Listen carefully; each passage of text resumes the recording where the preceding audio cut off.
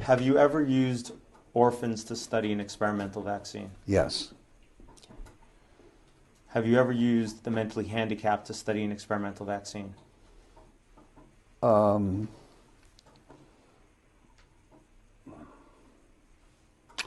I don't recollect ever doing studies in mentally handicapped individuals. At the time, in the 1960s, it was not an uncommon practice. There's an article entitled Attenuation of RA273 Rubella Virus in WI38 Human Diploid Cells. Are you familiar with that article? Yes. In that article, one of the things it says is one of the things it says is 13 seronegative, mentally retarded children were given RA273 vaccine. Okay, well, then that's, in that case, that's what I did. Okay. Have you ever expressed that it's better to perform experiments on those less likely to be able to contribute to society, such as children with handicap, than with children without or adults without handicaps? I don't remember specifically, but it's possible. Do you remember ever writing to the editor of Ethics on Human Experimentation?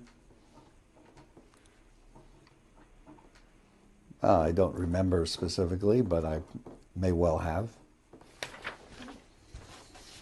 Do you recognize this letter you wrote to the editor? Yes. Okay. Did you write this letter? Yes. Okay. Is one of the things you wrote, the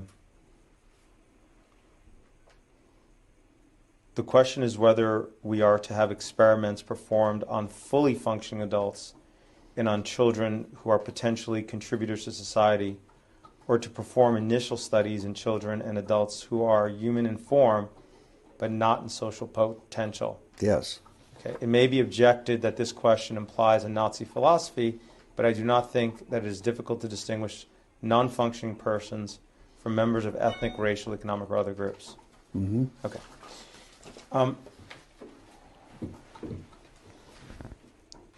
Have you ever used babies of mothers in prison to study an experimental vaccine? Yes.